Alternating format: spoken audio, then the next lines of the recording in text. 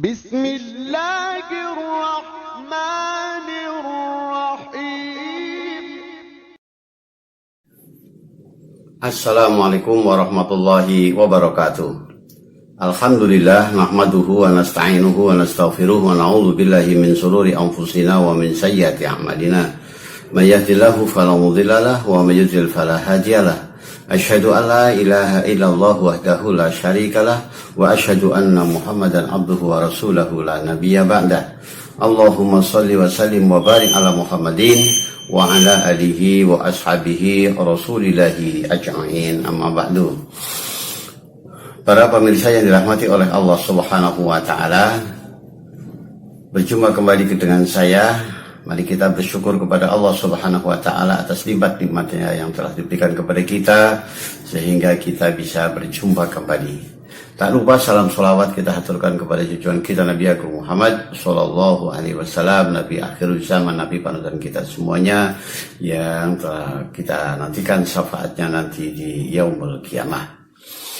Kaum muslimin rahimani wa rahimakumullah, setelah kita membahas tentang perkara sabar di waktu yang lalu, kemudian ikhlas di hari yang lalu, kemudian pada hari ini kita akan bahas tentang sekitar tawakal yang harus kita miliki dalam hati kita, tentang tawakal. Kenapa kita perlu tawakal? Kaum muslimin rahimani wa rahimakumullah, banyak orang mengucapkan tawakal, tawakallah kamu kepada Allah. Makna tawakal itu apa? Ya, kita sering kadang-kadang sudah ngomong tawakal tapi masih berkeluh kesah. Maka kita masih memerlukan sebuah ilmu agar supaya tawakal itu bisa kita laksanakan dengan sebaik-baiknya. Kaum muslimin rahimani wa rahimakumullah, tawakal adalah merupakan satu sikap dari diri kita setelah kita melakukan ikhtiar. Melakukan ikhtiar. Ikhtiar itu artinya memilih usaha yang melakukan sesuatu untuk mendapatkan apa yang kita inginkan, baik berupa kesehatan, berupa materi, berupa jabatan, atau apa saja yang dibutuhkan di dunia ini. Ya, kemudian setelah kita berusaha semaksimal mungkin, sebaik mungkin, lalu kemudian hasilnya kita pasrahkan kepada Allah Subhanahu wa taala. Inilah yang disebut dengan tawakal, dari asal kata wakala. Ya, artinya mewakilkan, memasrahkan urusannya ini kepada Allah Subhanahu wa taala. Jadi hasil itu Allah nanti akan menentukan kepada diri kita. Kaum muslimin rahimani wa rahimakumullah, ketika kita telah berusaha dan kemudian kita berpasrah kepada Allah Subhanahu wa taala, maka hati menjadi tenang. Kenapa kita perlu tenang? Ya, dan kenapa kita tenang? Karena Allah Subhanahu wa taala itu sesungguhnya paling tahu tentang kebutuhan kita. Kewajiban kita itu hanya ikhtiar saja. Ya, berusaha semaksimal mungkin sesuai dengan kapasitas, kemampuan, akal pikiran kita.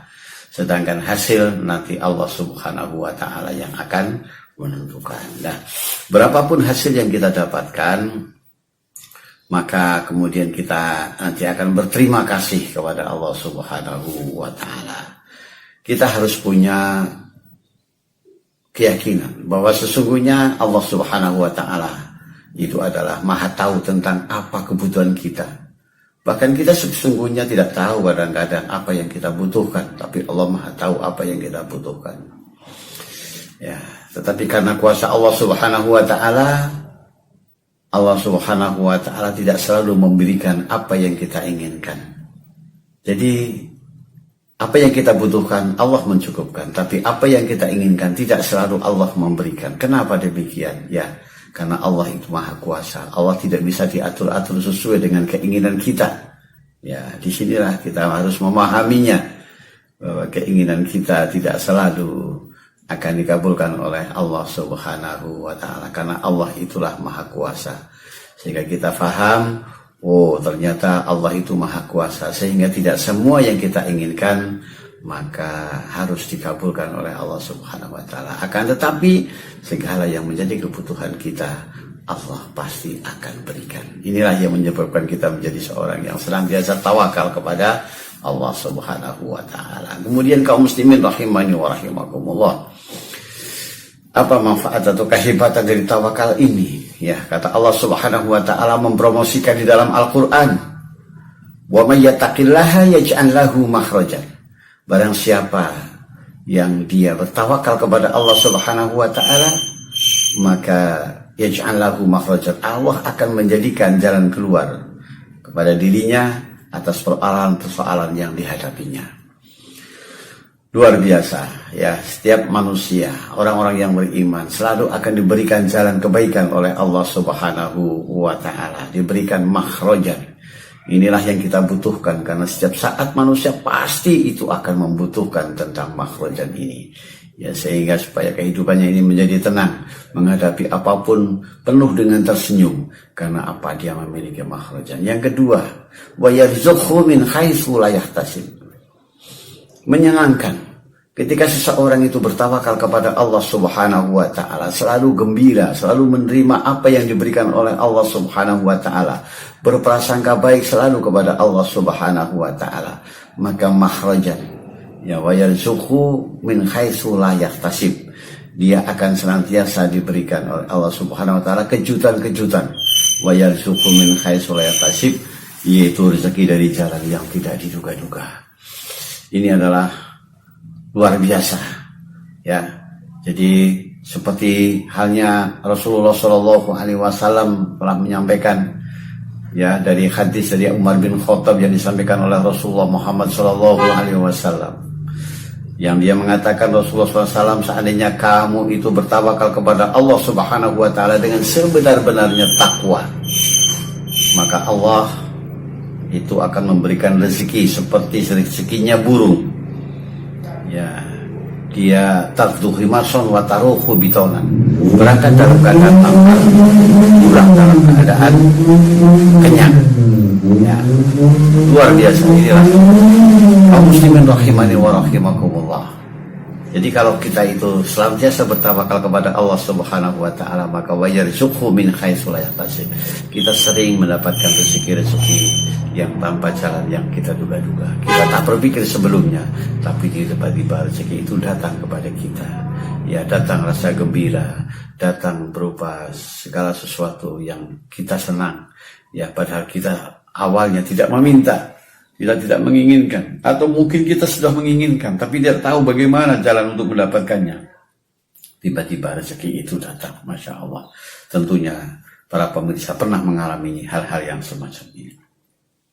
Kemudian kehebatan yang ketiga, bahwa ketika seseorang bertawakal kepada Allah Subhanahu wa taala, ya, bahwa ketika kita senantiasa bertawakal kepada Allah Subhanahu wa taala, maka kita akan diberikan min amri yusra, ya. Wa may yattaqillaha yaj'al lahu min amri yusra. Allah Subhanahu wa taala akan mempermudah persoalan-persoalan yang kita hadapi. Ya, persoalan-persoalan itu kadang-kadang pusing kita hadapinya. Tetapi ketika kita bertawakal kepada Allah Subhanahu wa taala, tahu-tahu kita diberikan kemudahan untuk melaksanakannya. Perkara yang tadinya mungkin dalam pikiran kita itu sesuatu yang memusingkan kepala, ya, atau meresahkan hati, tetapi ketika kita mendapatkan pertolongan Allah Subhanahu wa taala, maka sehingga urusan itu menjadi mudah. Ya, mudahnya persoalan itu adalah buah dari sebuah tawakal. Tetapi kalau kita itu panik, kalau kita itu kemudian tidak berharap kepada Allah, hanya mengandalkan otak kita, mengandalkan angan-angan kita, mengandalkan ilmu kita, maka kita justru akan mengalami masalah-masalah yang besar. Oleh karena itu, ketika kita punya masalah, mari kita sebelumnya selalu berpasrah kepada Allah Subhanahu wa taala. Dan buah dari sebuah tawakal yang paling luar biasa, yang paling sering kita harapkan adalah bahwa Allah Subhanahu wa taala menyampaikan, wa may yattaqillaha yukaffir anhu sayyi'atihim yu'zim lahu ajra. Barang siapa yang benar-benar tawakal kepada Allah Subhanahu wa taala, maka yukaffir anhum sayyi'atihim yu'zim lahu ajra. Allah akan menggantikan keburukan-keburukan mereka, akan menggantikan keburukan-keburukan orang-orang yang bertakwa ini, yang bertawakal kepada Allah ini, yaitu dengan apa? dengan kebaikan-kebaikan yang banyak. Masya Allah ya. Ini adalah satu hal yang paling perlu kita butuhkan, yaitu ketika kita telah berpasrah tawakal kepada Allah Subhanahu wa Ta'ala, sedangkan kita tidak memiliki jalan keluar, maka kemudian Allah Subhanahu wa Ta'ala justru memberikan kebaikan-kebaikan yang luar biasa. Salah satu contohnya misalnya seseorang yang telah sakit, ya, menderita sakit kemudian tidak sembuh-sembuh begitu ya. Lalu kemudian ketika tidak sembuh-sembuh mencari obat ke sana kemari, tidak juga mendapatkan kesembuhan, lalu dia pun berpasrah kepada Allah Subhanahu wa Ta'ala. Maka orang-orang yang semacam ini, Masya Allah, dia maka yukafir anhu syayi'atihim. Orang yang sakit semacam ini akan sakitnya menjadikan kafarah bagi dosa-dosanya, sehingga ketika kita nanti berpulang kepada Allah Subhanahu wa Ta'ala, ya, karena orang yang sakit itu akibatnya hanya ada dua kemungkinannya. Kalau tidak sembuh, ya pasti meninggal. Apabila dia sembuh, maka dosa-dosanya itu telah diampuni oleh Allah Subhanahu wa Ta'ala. Ya, dan apabila dia meninggal, sudah dalam keadaan tidak memiliki dosa. Ya, kata Rasulullah Muhammad SAW bahwa umat Rasulullah adalah umat yang terkasih. Ya, oleh karena itu sebelum meninggal biasanya diberikan ujian berupa sakit. Agar supaya apa?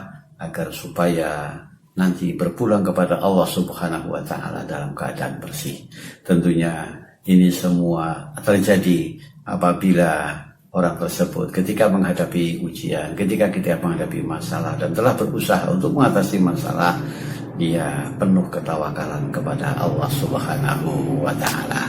Dan ini mudah-mudahan selalu ada dalam diri kita. Ya, jadi 3 sifat ini selalu ada dalam hati kita, sehingga akan menjadikan diri kita senantiasa baik di hadapan Allah Subhanahu wa Ta'ala, senantiasa sukses menghadapi dunia, menghadapi akhirat. Kita kemudian akan dijadikan oleh Allah Subhanahu wa Ta'ala menjadi ahlullah, menjadi keluarganya Allah, menjadi orang yang dicintai oleh Allah, dan akan dikembalikan dalam keadaan husnul khatimah. Inilah yang bisa saya sampaikan pada pagi hari ini. Mudah-mudahan ada manfaatnya. Assalamualaikum warahmatullahi wabarakatuh.